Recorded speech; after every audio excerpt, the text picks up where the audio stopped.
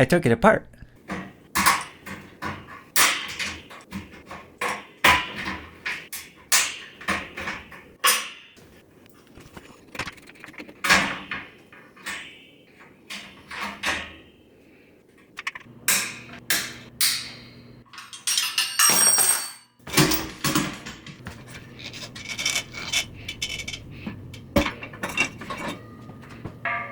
Lovely.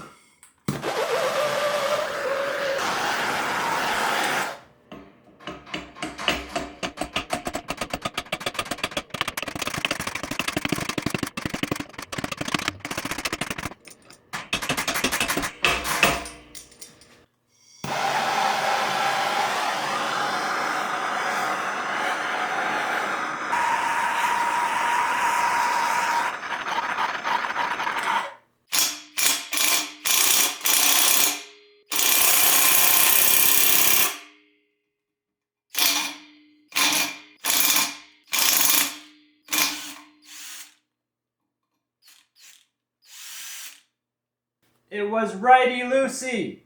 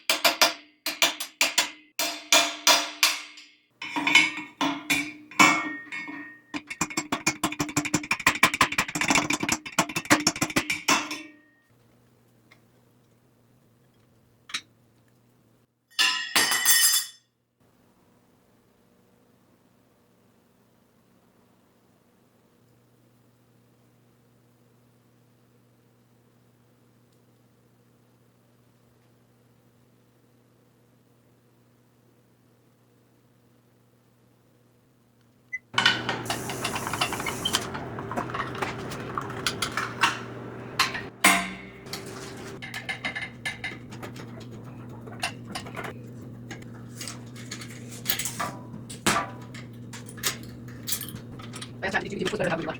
Green peas or an orange instead of green peas? What's the price? Maybe we're not checked. Yeah. Should I say cocktails would be better? I go back upstairs and watch my TV.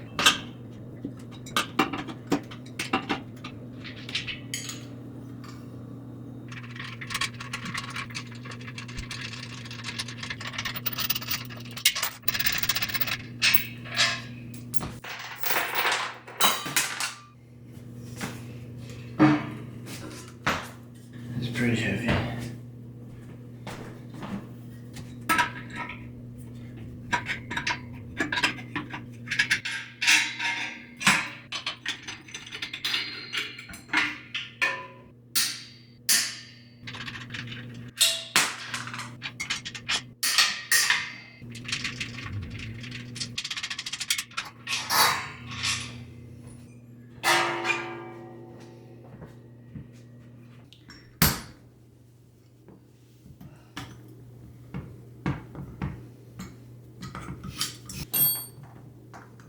Oh my gosh.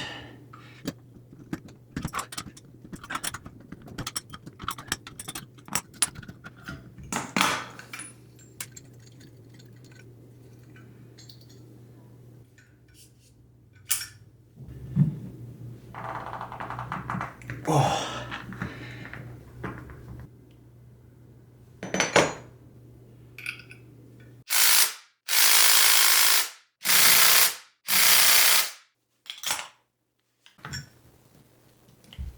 Oh. Wow. Alright, I don't think that's ever gonna work.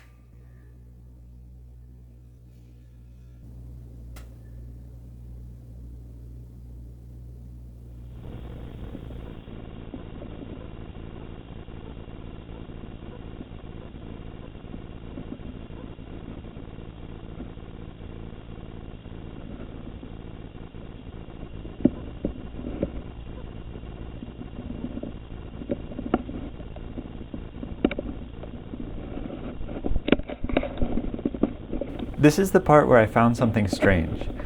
I didn't expect to see that it has a lip around the lower dome of the tank. I did a little research after finding this, and it sounds like this is fairly common for consumer air compressors. It makes the manufacturing process easier because the bottom dome and midsection cylinder don't have to be made as precisely to fit each other. One bottom dome made with this shape can fit a variety of cylinder diameters. But it's going to catch water here every time the middle cylinder is larger than the minimum diameter. And it's catching water where there's a weld bead. That sounds less than ideal to me, but it is made of pretty thick steel. Hopefully if it fails here, it will leak instead of exploding. And after this project, I'll be using 125 psi instead of the 150 this tank was originally set up for. I don't know if that actually makes things safer, but I'll tell myself that it does.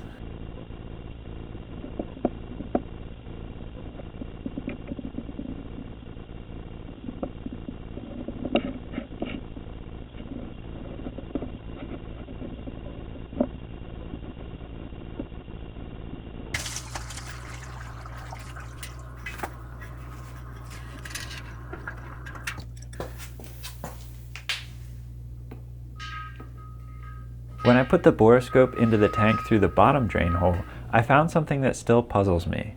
The upper dome is fitted to the midsection cylinder rather precisely, with no lip. Why couldn't they make both domes like this, or put the lip at the top?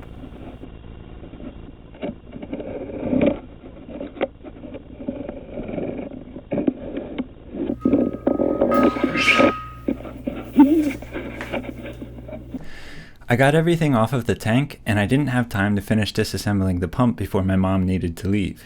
The plan was to swap compressors with my parents. So I needed to get my small California air compressor out from the corner between my shelves.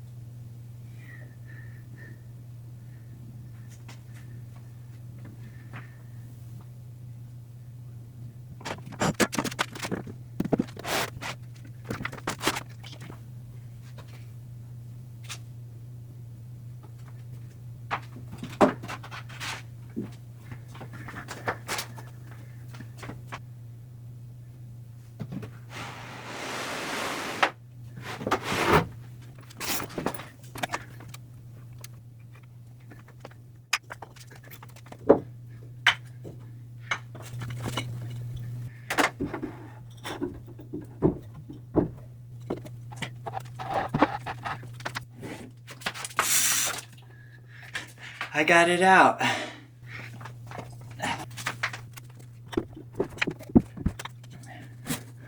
After getting it out, I decided I should move this shelf so the air compressor is more accessible. I'll be doing some modifications to it, and this way I can get to it without emptying and moving the shelf. For some reason, at this point in the project, I decided I most likely wouldn't want to use the audio of me moving stuff around. So I listened to music through speakers. I'm a little bummed, but this gives me the opportunity to explain the background story of this air compressor project while showing you video of myself picking things up and putting them down. I bought the Harbor Freight air compressor when I lived at my parents' house in 2016 or 2017. In the summer of 2020, I graduated from a master's program, and due to the pandemic and my job application work ethic, the only company I found a job at was in California. I didn't take the Harbor Freight air compressor with me when I moved there. I did end up wanting a compressor though, so I bought the little California air compressor you just saw me get out from under my shelves. I learned that those California air compressor pumps are nice and quiet, and I also learned that California isn't for me. These two things combined led me to formulate a plot of what I'd do once I moved back to the East Coast. I figured I'd give this California air compressor to my parents and take back the Harbor Freight one since they were looking to get rid of it anyway. Then I'd get rid of its leaky, noisy, oiled pump that I can't find replacement parts for and install a California Air oil-free pump. I really wanted to get a 240 volt pump with a slightly higher 90 psi flow rating. But the only 240 volt pumps from California Air had higher decibel ratings. So I settled on two 120 volt pumps, which will effectively be one dual motor quad cylinder 240 volt air compressor that does need a neutral connection. Now I have neighbors sharing walls with me, and the walls we share are quite thin. Also, I'll primarily be using compressed air for three things: filling tires, especially because one has a leaky valve stem, dusting and cleaning with compressed air, and plasma cutting. I don't really want oil in the compressed air for any of those applications. So, I'm essentially doing this disassembly for 5 reasons. 1. The Harbor Freight pump was leaking at the valve plates, tightening the bolts wasn't stopping the leak, and I couldn't find replacement parts. 2. I want quieter pumps. 3. For my current compressed air applications, I don't want oil in the air. 4. The motor on the Harbor Freight compressor is 2 horsepower and can't be configured for 240 volts. As such, it has a big inrush current and it was disruptive to other circuits in my parents' house. At my apartment in California, the garage was across the street and powered by a 16-gauge 120 volt line. Despite that, the California air compressor didn't make any lights dim in the garage, and I want this compressor to be like that too. 5. I want to see the pump internals for myself, and I'm really curious how this oiled pump oils itself. I don't think it's big enough or expensive enough to have any kind of oil recirculating pump or channels drilled in the crankshaft, etc. So I really want to know how it keeps its internals coated.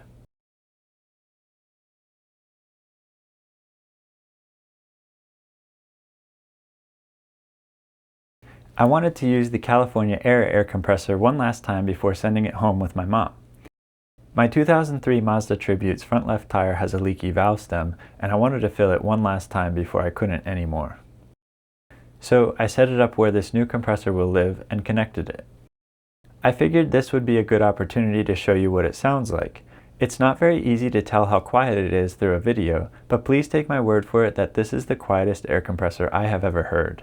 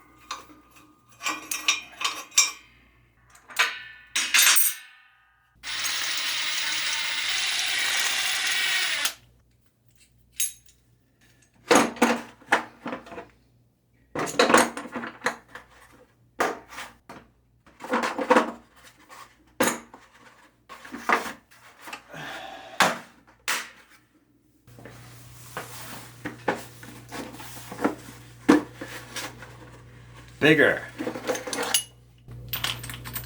smaller.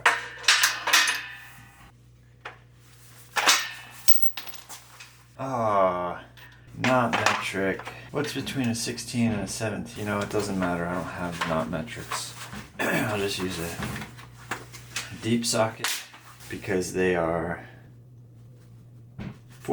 6-point drive. Good enough.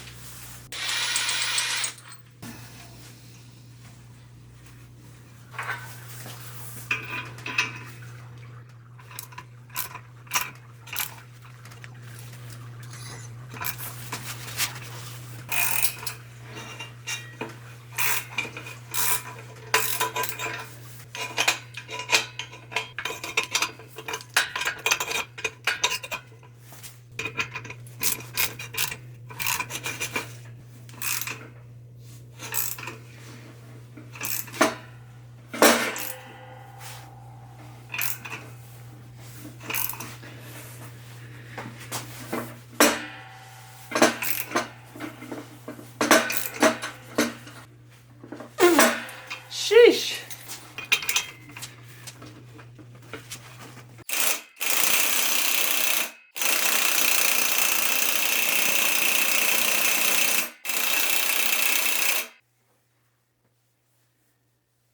Oh, I'm bending this thing.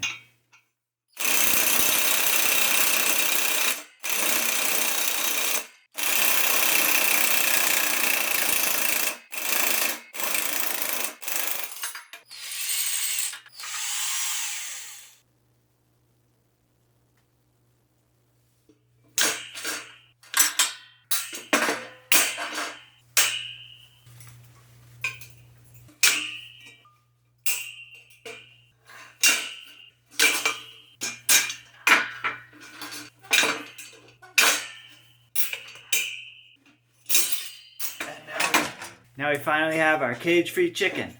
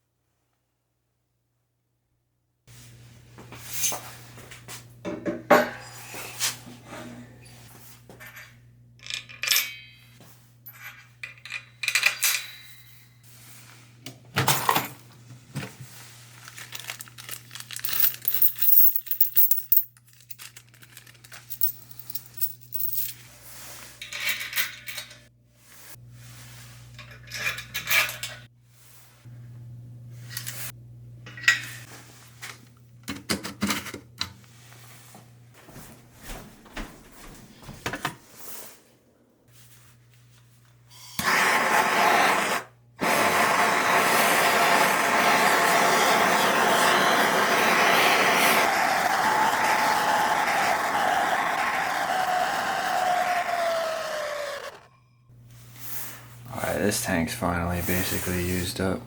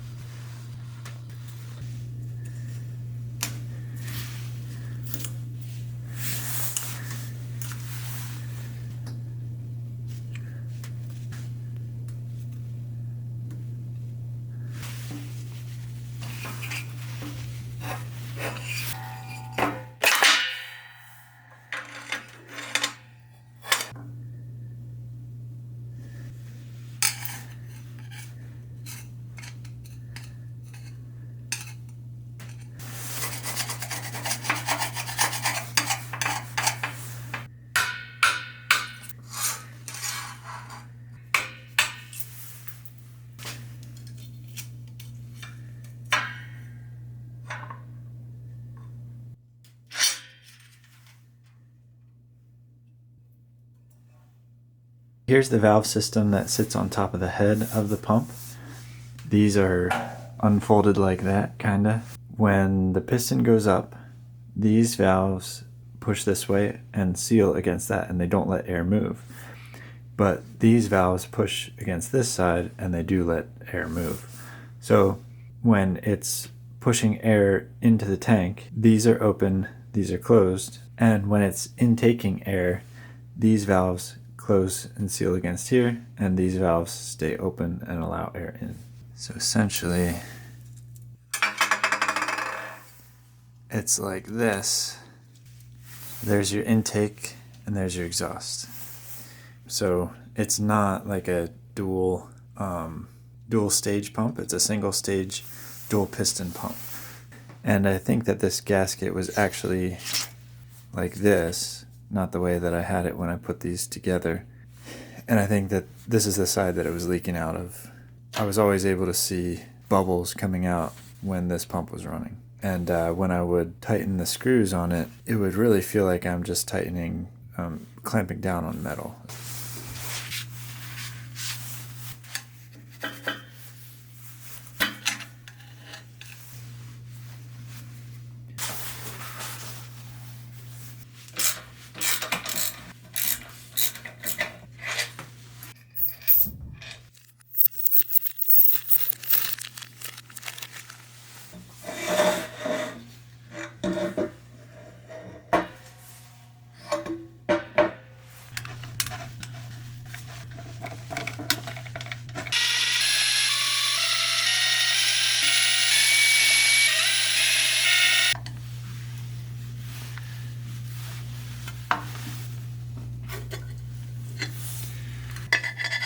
I'm still confused on how this actually lubricates itself with oil.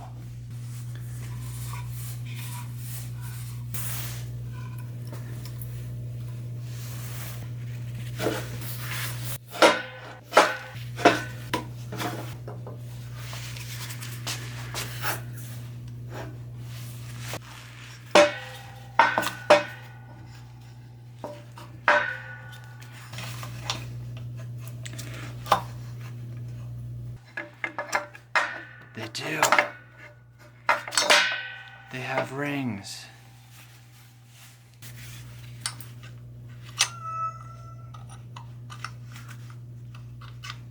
I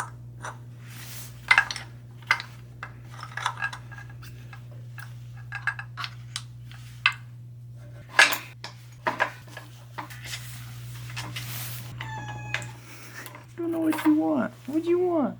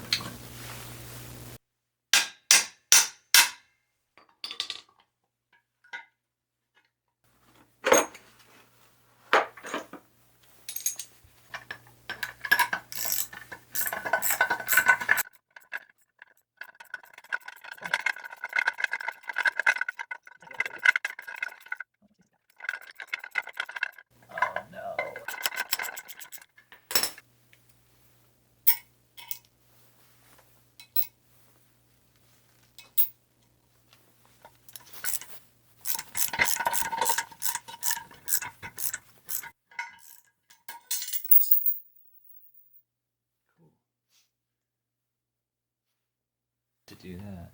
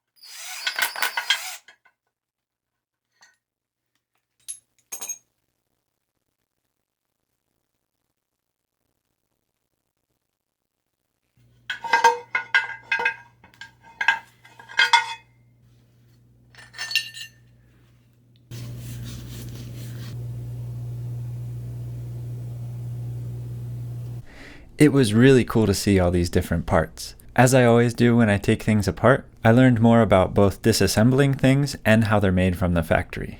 I never would have guessed that the valves of this compressor are like tiny feeler gauges. And I expected the bottom bearings of the piston rods to be two sections bolted together like they are in an engine. I still don't know exactly how this pump lubricates itself with oil. I think the notches of the piston linkages help oil stay in the bearings, which are made of the aluminum linkage itself. But I'm not too sure how the oil is supposed to get up to the piston rings or the piston side of the rod. I'm guessing it's sort of by splashing the oil, and this little point at the bottom of the linkage keeps it constantly dipped in the oil to reduce foaming. I also saw that there are passages in the piston's first ring, both in the piston and in the ring itself, to help oil coat the cylinder walls. The oil does make it into the air that this pump compresses, and I think the oil is why I could see bubbles coming out of the head at the exhaust side. Another thing I learned doing this is that air compressors have check valves at the tank. The hiss you hear when it turns off is the switch releasing the pressure from the pump line to make it easier to start the electric motor the next time it turns on. Thank you so much for watching this video all the way through. If you enjoyed it, there will be a part 2 and a part 3 as I build my new compressor using this 29-gallon tank. By the way, DRK is pronounced Dirk. It's a nickname I was given during high school cross country.